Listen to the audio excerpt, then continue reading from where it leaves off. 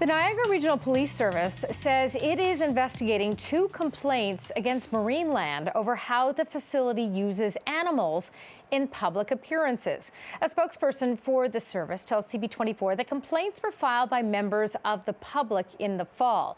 Now, one complaint was made by lawyer Miranda Dessa, representing Last Chance for Animals. That's a U.S.-based animal advocacy organization.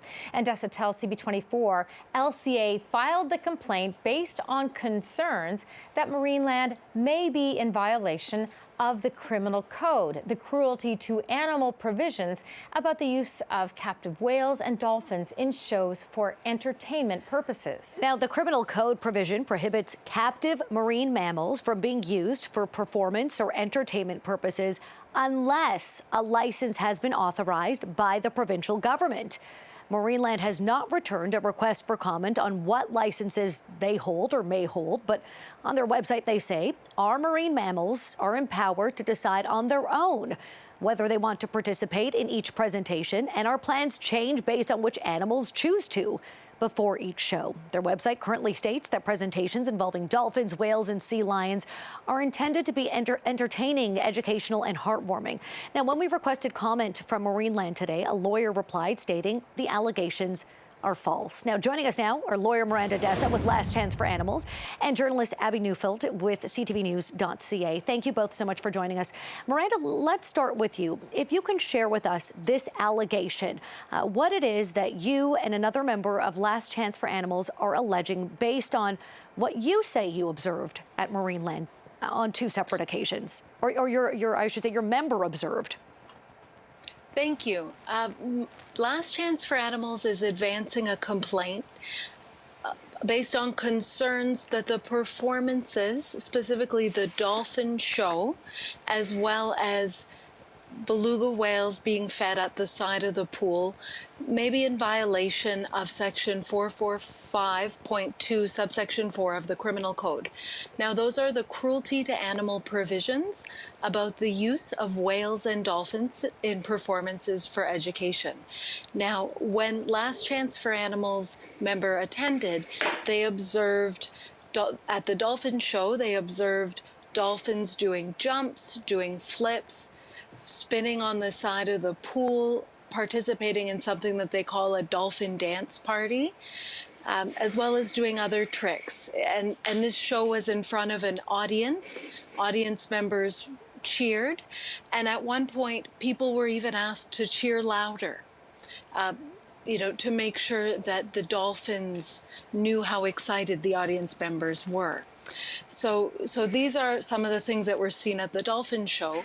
The footage was also obtained at the pool of the beluga whales. Now, while the beluga whales were being fed, they were being asked to perform tricks and would receive food after performing them.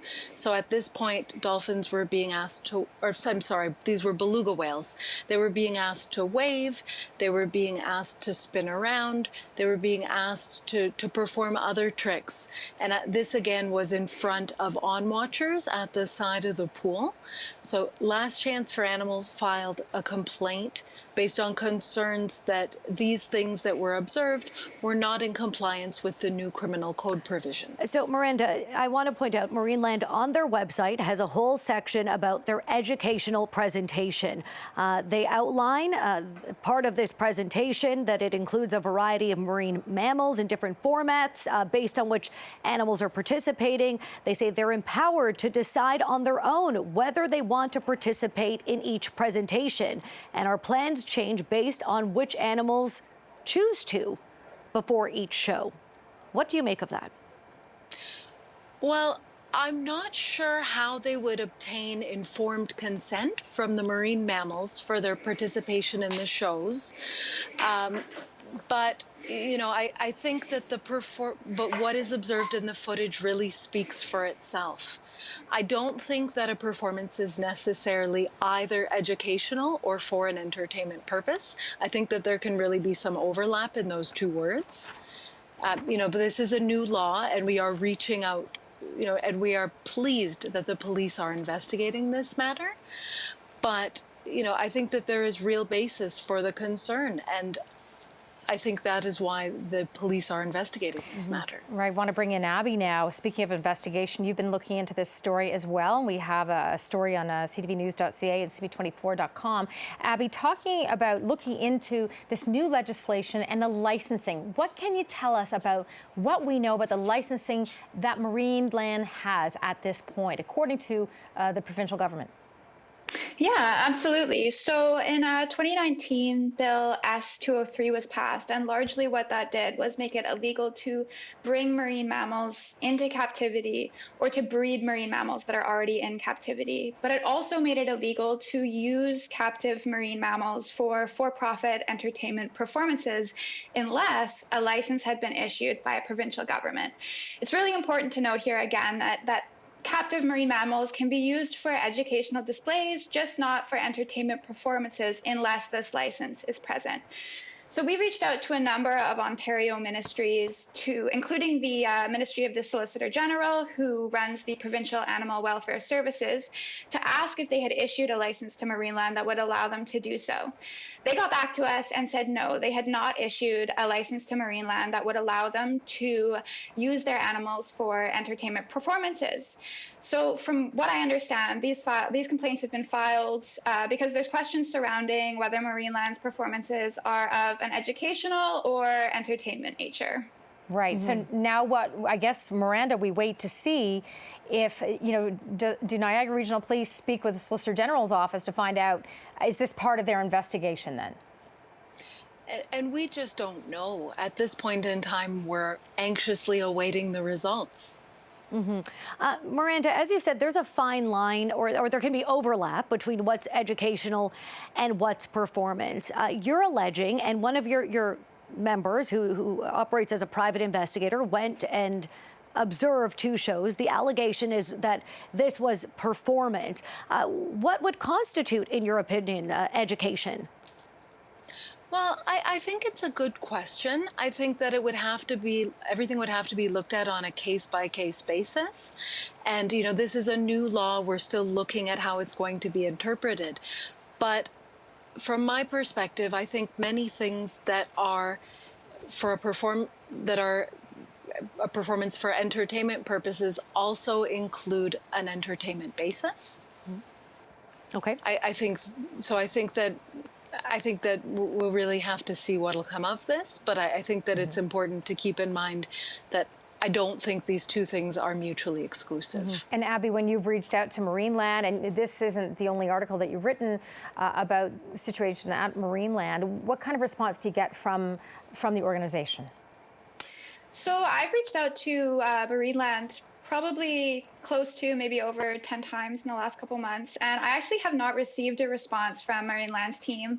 I've called their information line, reached out to their marketing, reached out to lawyers, vets, park administration, and so far nothing, except for the statement from the lawyer today. And I want to point out that there is an investigation on behalf of the provincial group that investigates allegations that investigates animal welfare. That is being carried out by the Solicitor General's office. It is in specific regard to Kiska, the orca that remains at Marineland, and that investigation is ongoing. Abby, if you can share with us, though, you had an investigation a month ago before this most recent one regarding the belugas and some concerns that were raised. Yeah, so I looked into the potential number of beluga deaths at the park in the last couple of years, and I think the biggest thing that I took away from my time spent reporting on that is just how difficult it is right now to obtain any information about what's going on at Marineland. Marineland is a private facility, so there aren't very many processes that require it to give any information to the public.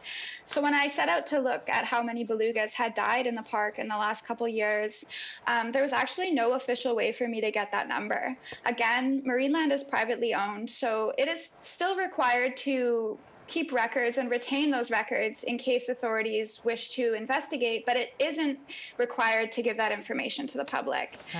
On top of that, sorry. I was going to say, Abby, I want to point out something you received today is a comment from a spokesperson for the Ministry of the Solicitor General based on a report that came out today from a scientist in New Zealand. And again, they acknowledge that their animal welfare service, this is a provincial agency, is conducting an ongoing inspection of marine land to ensure standards of care, they say including preventative and veterinary care, are being met, and that is an ongoing investigation. Yeah, so I was just going to say that on top of marine land not being required to give up any of this information to the public, this inspection by the Ministry of the Solicitor General also allows the ministry to refuse any comment, to provide any statement, or to give any information on the ongoings at the park or the well-being of the marine mammals to public or journalists. So this is all really to say that it's really hard to find out exactly what is going on at the park, how many animals they are, or what kind of state they're in right now. It's something we've been trying to look into, and to Abby's point, the Ministry of the Solicitor General notes, given the ongoing inspection, it would be inappropriate to comment further, and that is the answer we continue to get. And we thank you both tonight, Abby and Miranda, for your time, and we'll continue to follow up on this topic going forward.